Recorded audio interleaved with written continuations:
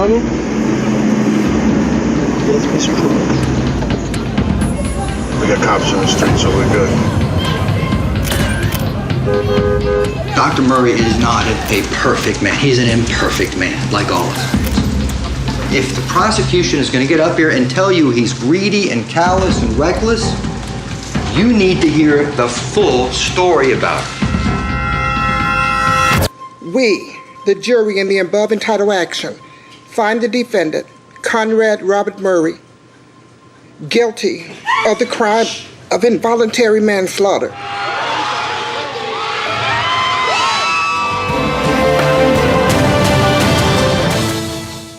Well, in a few minutes, I'll be talking to personal friend and physician to Michael Jackson whilst he was here in Ireland.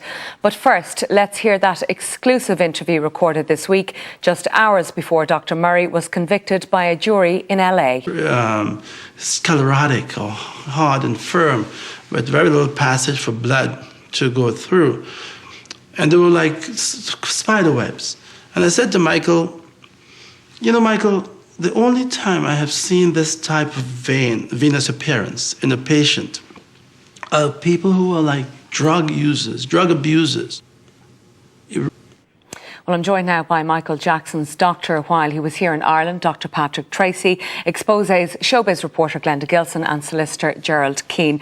Doctor, you were interviewed by US detectives in relation to this case, and you told them that Michael Jackson never used propofol without an anaesthetist present. Is that right? That's right. Absolutely. Michael, as you know, was in Ireland for a period, 2006-2007, up until about the death of James Brown. And during procedures, he did use propofol, and he did know it, but certainly would never have it without an anaesthetist being present. Anytime we in Aylesbury ever used with him, we had one of the top anaesthetists in Dublin, actually. And I seen one night before he met the Queen when I actually couldn't get an anaesthetist, and the standby anaesthetist wasn't there either. And he was in a bit of a panic about his face, and I had to do something. I'll not on camera say what, but it hurt him. I could have given midazolam and reversed it myself. It was inappropriate, I thought, because it was in his house with the kids in another room. And he would absolutely not do it without an anaesthetist being there. And it hurt him, and he ran around the room crying a little bit with the pain of it until it settled. And but he said, it's fine. No way am I taking this drug without the anaesthetist present. That's right, absolutely. Glenda, what else did we learn about Michael Jackson through that interview with Dr. Murray? Well, it's kind of, you know, this person that we knew of as the king, and then you go inside into his house and you kind of get a glimpse into what really was going on in this guy's life, you know. Beautiful home, every room was spotless, but then there was one room which was his chamber and no one was allowed into it. Even Dr. Murray, I think, moved in with him at some point, and he was never in the room. It was Michael's own room, and when you got into this room and saw inside, it was filthy dirty. It looked like it hadn't been cleaned in years. There was dolls around the place. There was photos, cutouts of babies' faces with like a collage on a wall. There was, you know, there was a doll in the bed. A doll in the bed. He went to bed with this doll every night. And like, as Dr. Murray, you'll hear him saying it, that it's kind of bizarre for a 51-year-old man to go to bed with a doll and then wet the bed at the same time. So it was a room, I don't know, it was like as if he got in there and his childhood came back to him, where he could be a child again, because obviously things that we've heard, his father took away much of his childhood. So maybe he was trying to relive this, you know, in this room. You're talking about a documentary that we're going to show actually here on TV3 next Tuesday night. Gerald, the defence from the get-go, they were dealing with an extremely hostile media in the States. They certainly were. I mean, I don't think they've done themselves any favours, to be honest. I thought the documentary which I saw last night and which is airing on TV3 was tacky, to say the very least. You're talking about the death of not only Michael Jackson but a person, and I can't remember in my lifetime a documentary where they go into the house of the lawyers, the co-counsel for the defence, and they go into their offices and see disputes amongst them and to see disagreements in advance of and during a trial. I thought it was very, very tacky. It was like the Kardashians, except this time we're talking about a real-life person. Situation, so yeah. I was a bit taken back by it, I must be honest. Dr. Tracy, before we go to the break, I mean, we saw in that interview with Dr. Murray, he talked about propofol and he called it his milk. Did you ever see any of that or hear any of that when you dealt with Michael Jackson in this country? When we gave him it, he also said, my milk, I must say. But having said that, which would lead me to believe he had used it before during procedures, but that's a totally different thing than him using it to get to sleep or insomnia. Or as a milk. You know, because it looks like milk. That's why, you know, and it's a general term, even among anaesthetists, it's called milk. So, right. you know, he wasn't using it in the sort of it's my comfort thing. No, I don't think so. All right. No. Okay. Now, after the break, we'll be finding out about what Dr. Murray didn't tell police in his statement. You never mentioned the phone calls to the police. They did not ask me the question. I did not think it was important.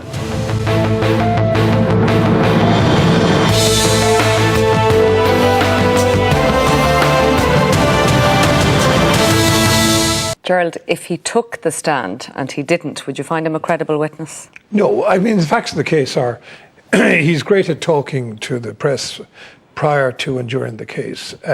I believe that assists him in securing a $5 to $10 million book deal and film deal when he finishes with his sentence. Secondly, the facts of the case are he shouldn't have administered Propanol to Michael Jackson without controlled conditions. That's accepted by everybody, and he didn't. Number three is he didn't take the stand. If he was innocent or believed, then he would have taken the stand and he would have subjected himself to strenuous cross-examination from the prosecution. He didn't do that. It's okay talking to a reporter for the purpose of a book deal and film deal at the end of the day. What he did was wrong. And don't forget something else. His house was repossessed. He was a broken man. The only thing missing from the trial up until he became involved was sex. He has a wife, he has a woman, he's a mistress, and he's an escort girl. He's no money. And there is no way in the world, in my opinion, he's going to turn around and tell his employer who's paying him $450,000 a month that he cannot supply him.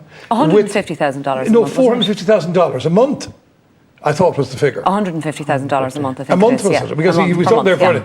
Well, in any event, $150,000 a month, he would comply with his employer's wishes. And I do agree with the reporter there in saying that he was more a supplier than the doctor. He's not going to turn around and say, I'm not going to give you your milk.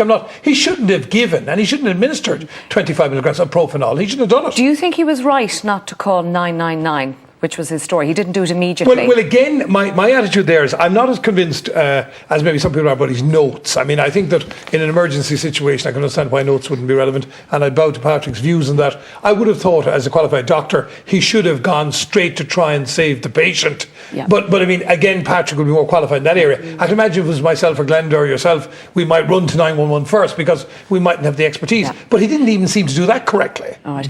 Can you self-administer Propofol? Okay, Propofol is a very interesting drug, and everybody loves it for the simple reason that if you give a shot of it, you wake up in 3.8 minutes. So it is no antidote, and if you give 10 people a shot, by the time you get to the last one, the person is waking up. So that's why anaesthetists the world over love it. Can you give yourself a shot of it? Of course you can, but you'll wake up from it. The only way that you can maintain sedation from it or go to sleep is if you have a drip hanging, and this is really where the case falls apart. And the prosecution knows too well that there was an IV saline bag there was Propofol found within the IV bag, there was a drip on Michael Jackson's leg, and for him to turn around and say that he just gave him a shot of 25, I mean, it's beggars belief. And there was no fingerprints on the vials that were found in the room, or none of Michael Jackson's fingerprints anyway. Absolutely. So even if Michael did wake up, and I mean, I gave this theory to the Discovery Channel in New York some months ago, and a lot of people who see it on the internet feel Judge Pastor banned, sort of that from being shown, and it may have put the original trial back. Now, it amazed me that the defence still used the theory, but dropped it after 2 weeks when they realised they were going to go nowhere with it, because Dr. Schaefer just blew it out of the water the same way as I did. Doctor, without breaking patient confidentiality, can you tell us what you were treating Michael Jackson for when he came over to this country? No. But I suppose to an extent I'm out there, Colette, on one or two things, because the conditions are out there. Everybody knows now that Michael did have vitiligo. It's an autoimmune disorder where you become hypopigmented, you lose your pigmentation. So he wasn't using the bleaching cream that we heard about? Yes, and he was using bleaching cream, but he was using it because it's white. Right. So, I mean, he did use it on his hands, he did use it on his face, but if you opened up his body, I mean, he was black and white patches everywhere. But I mean, he certainly didn't use it to change his race, and he certainly didn't use it because he didn't like black people, and he certainly didn't use it because he preferred white people. He used it because he had a medical condition, and where we would probably use camouflage in a different way, we'd use camouflage to bring the white up to another colour, he used it to take away his black patches. And also the reason he used masks and he used umbrellas was because he suffered from lupus, and that's documented as well. And the sun exacerbated the condition, and it left him susceptible to basal cell cancers because he had no pigment in his skin. And You treated him in the middle of the night. Did he fly in on his private jet? On just one occasion, and that was when they sort of had a problem in California we had to sort out. But no, I've seen him 5 or 6 times here, probably during the period Michael was here also.